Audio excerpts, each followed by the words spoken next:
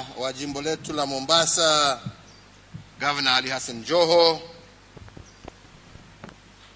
Rais wa chama cha Secondary School Heads Association, Mr. Imudili Kahe, viongozi wa the association, walimu kutoka sehemu mbalimbali ama heads kutoka sehemu mbalimbali za taifa letu. Hamjambo. Hamjambo tena jameni. Walimu oye. Walimu oye. Wewe Gavana Joho, hata kama ni Ramadhani, kuna wengine hapa hata kama wewe umefunga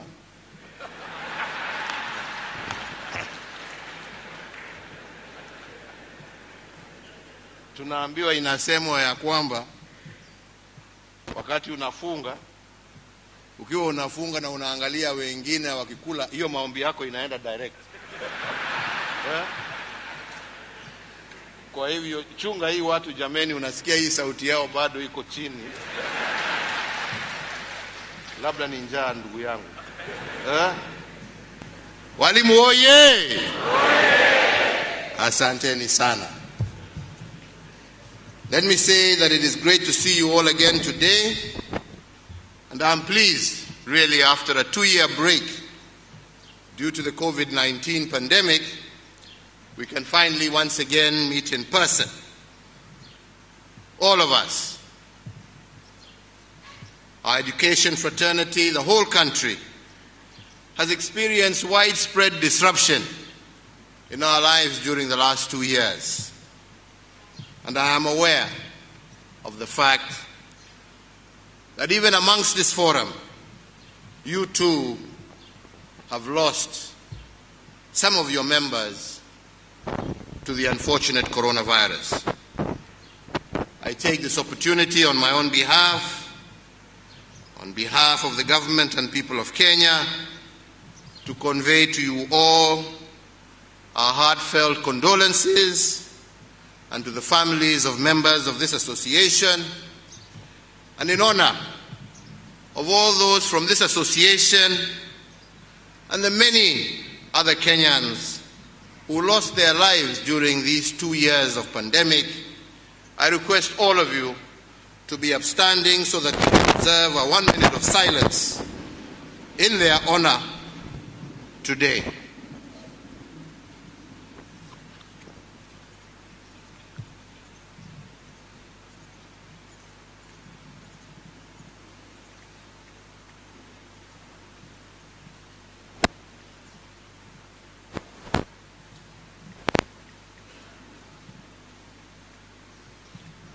Asanteni sana. Ladies and gentlemen, our education sector was hard hit by the pandemic. Indeed, between March of 2020 and January of 2021, when our schools remained closed, the education process was disrupted, affecting about 17 million of our learners. But today, I am glad to note that despite the challenge, our teachers tirelessly facilitated learning during that period through a variety of measures such as radio broadcasts, online learning platforms, and group consultations. Indeed, today Kenya owes you a debt of gratitude for remaining true to your calling despite the disputed and disrupted learning environment and the adjusted school calendar. Indeed, throughout Kenya's history, teachers have continued to occupy a special place in the upbringing of our children. Teachers are builders of dreams, the crafters of careers, the discoverers of hidden talents, and the shining beacons that set a positive example within our local communities.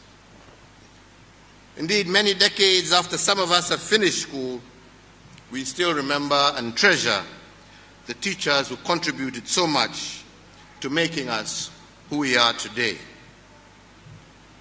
But let me say that never has the role of the teacher been as important as it is today as we recover from this COVID-19 disruptions.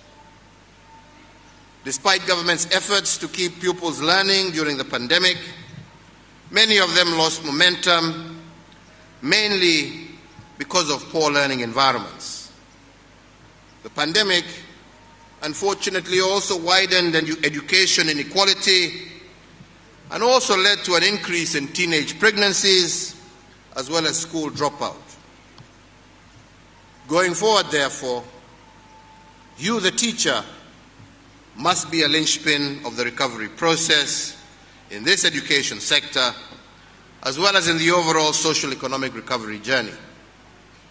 We are counting on you, our teachers, to help our learners recover the learning losses incurred during the pandemic and to ensure that all those who have dropped out get back to school, rebuild momentum on the education sector reforms that stalled during the pandemic, and more importantly, build on lessons learned during the pandemic to make our education sector that much more resilient.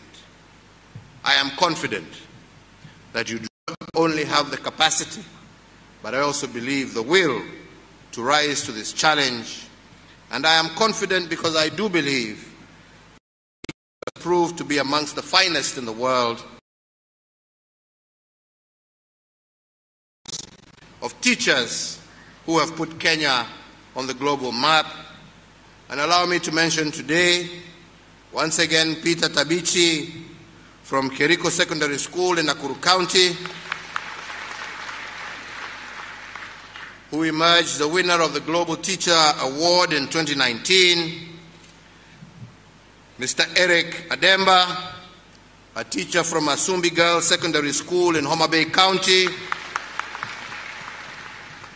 who emerged the Continental Teacher of the Year in 2019, and the award organized by the African Union, while Jane Kimiti, the Chief Principal of Afaya Girls in Nyeri County,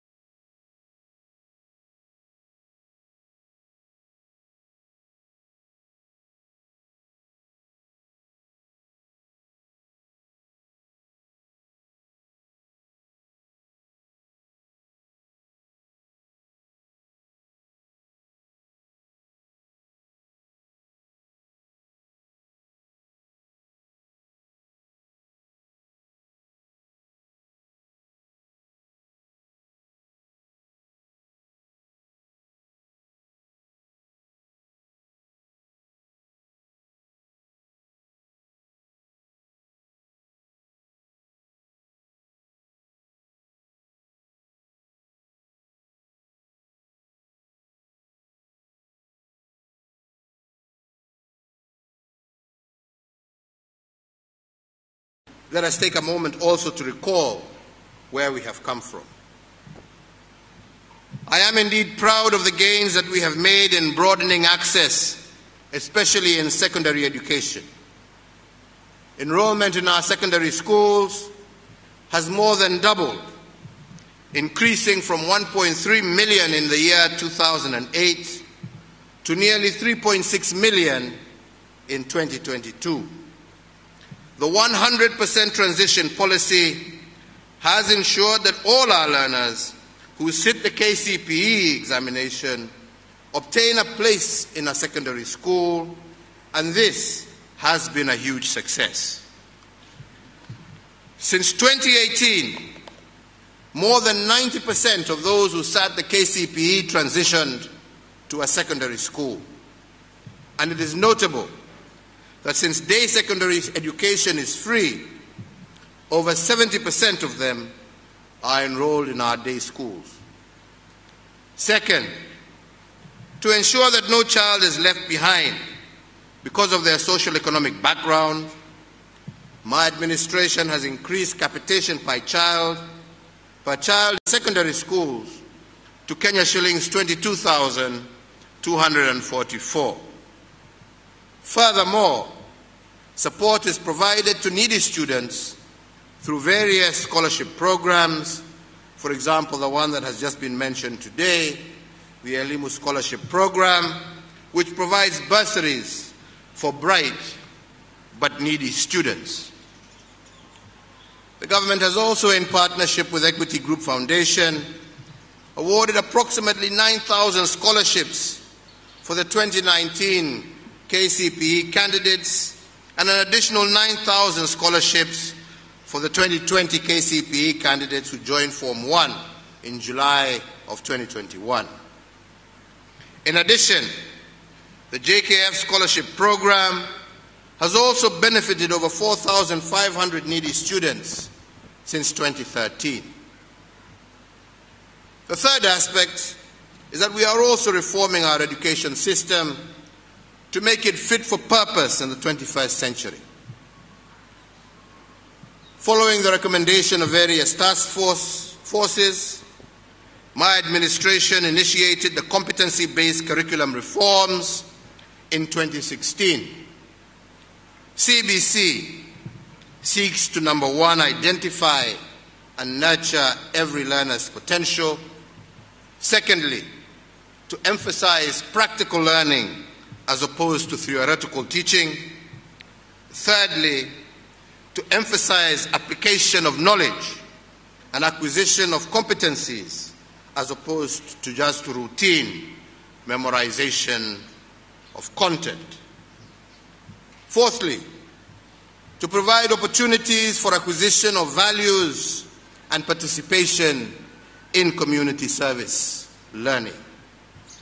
Fifth, to provide pathways and tracks in senior secondary school that are aligned to the broad abilities and career interests of learners. And lastly, to balance formative and summative assessments in all our training curricula. The rollout of the CBC curriculum is on course. And indeed, when schools reopen next week, we shall have more than 9 million learners under the CBC curriculum. The next point is that my administration has also progressively expanded education infrastructure to accommodate the growing environment. This includes classrooms, desks, and chairs, as well as electricity connectivity.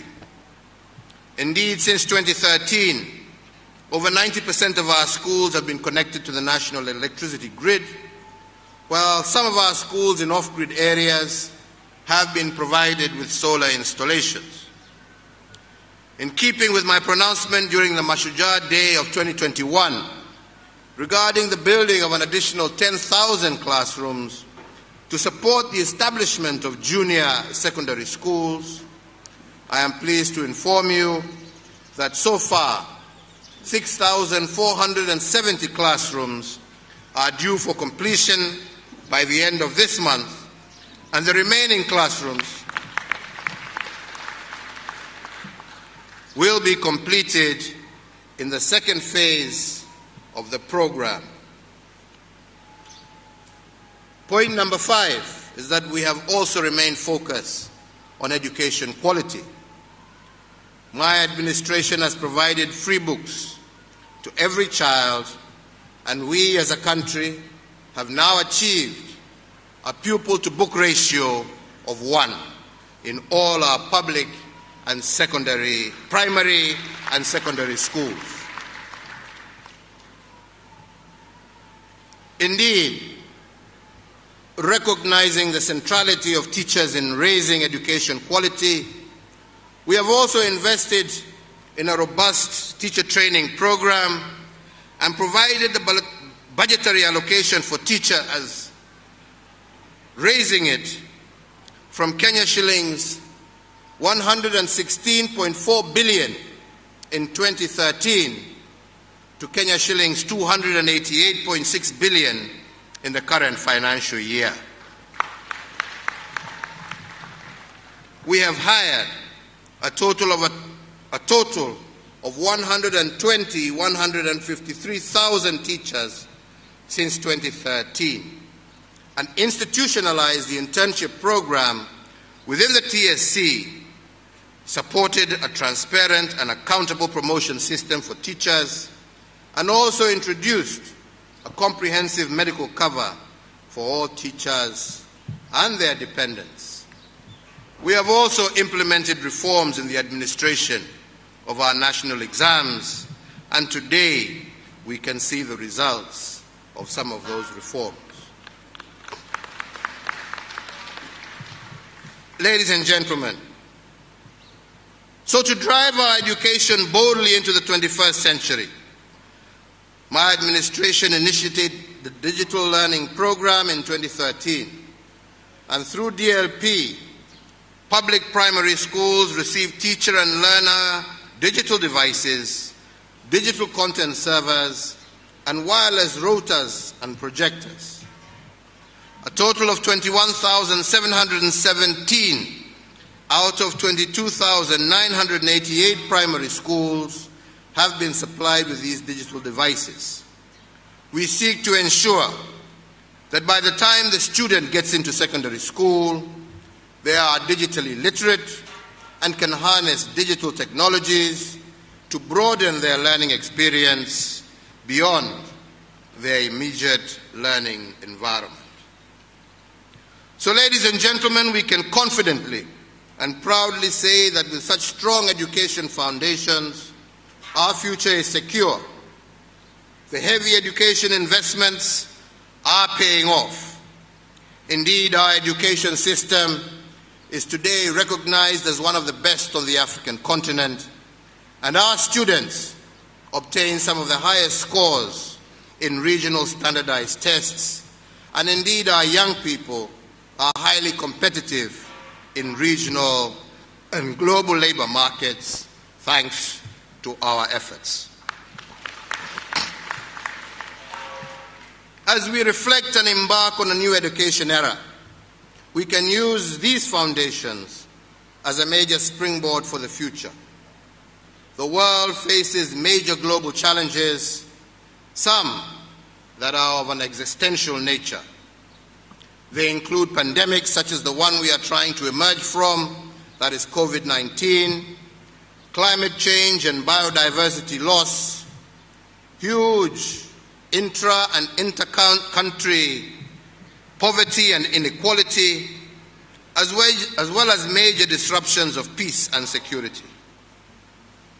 To successfully manage the uncertain future requires individuals who are adaptive and resilient, who can adeptly apply their knowledge to new situations, who sees crisis as opportunities for innovation, and who have a thirst for learning and growing throughout their lives. To equip our young people with these skills requires a major transformation of our education systems. This is a new education course that we need to chart, and it is my hope and expectation that you will together deliberate on this during this week. As I conclude my remarks, I want to once again reiterate that my administration recognizes the important role that teachers play in advancing our development agenda. And in this regard, Bwana Mwalimu, as we exit, and as Madaraka Day 2022 approaches, I look forward to awarding national honors to outstanding and transformative teachers from the education sector,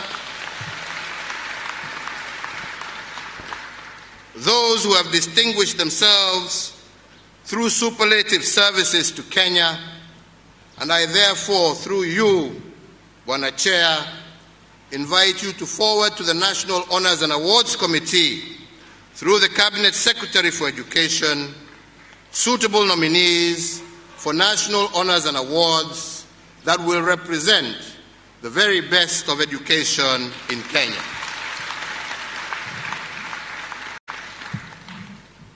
Kwa hayo machache basi, mimi nawatakia nyote kila laheri. Tumefanya sisi kulingana na uwezo wetu. Haja yetu ni kuhakikisha ya kwamba tumeweka msingi wa kudumu na msingi ambao hauwezi kutingizika kwa watoto ambao ndio tuwaangalia kesho, wawe viongozi wetu, wawe wale ambao watasimamia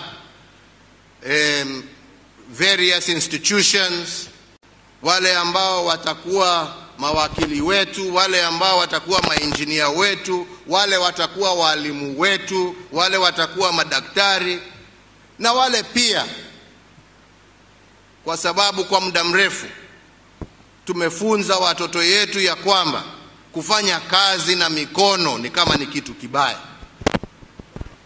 Tunataka watoto wetu wajue ya kwamba ukiwa Mwenyezi Mungu amekubariki na kipawa cha kuwa welder mzuri, kukuwa plumber mzuri, kukuwa mkulima mzuri, all these are much needed efforts and services that a country that is developing requires.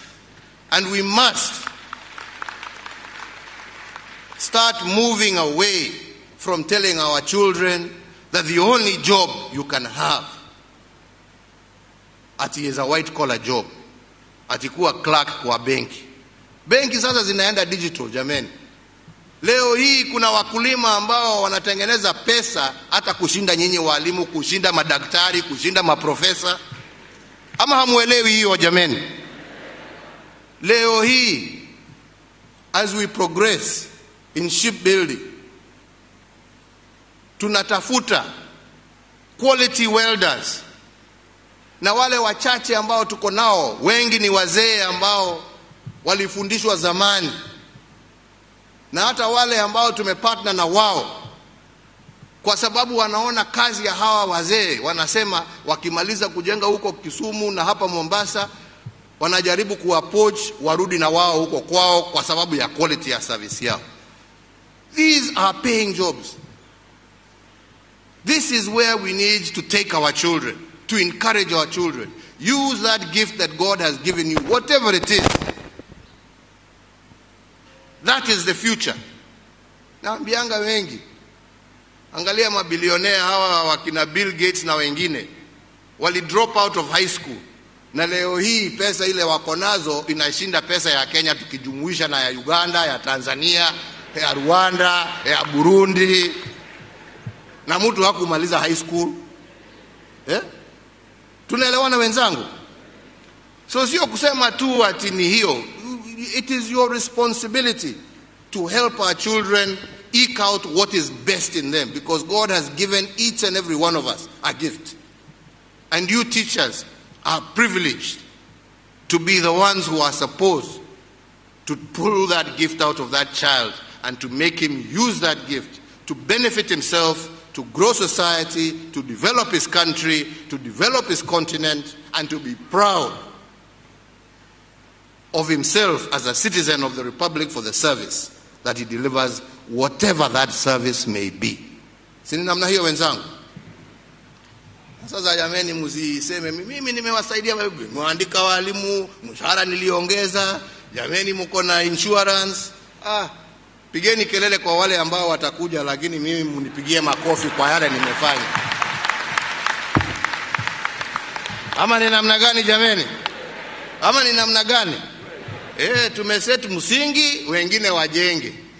Lakini shida ya Kenya hii, na ndio naambia mfundishe watoto, shida ya siku hizi Kenya hii, kiongozi anajua ku-identify problem lakini hana suluhu yake. So akiona kwa gazeti leo, unamuona kwa press conference, bei ya mahindi, bei ya mafuta. Sasa jameni, unatafuta uongozi, si kwanza utengeneze ile ambao uko nayo. Unaenda kupiga nduru, unapiga nduru. Why do you want to be a leader? Si uachie basi wale wanataka kufanya kazi waendelee. Ama ni namna gani? Msiniletee bana.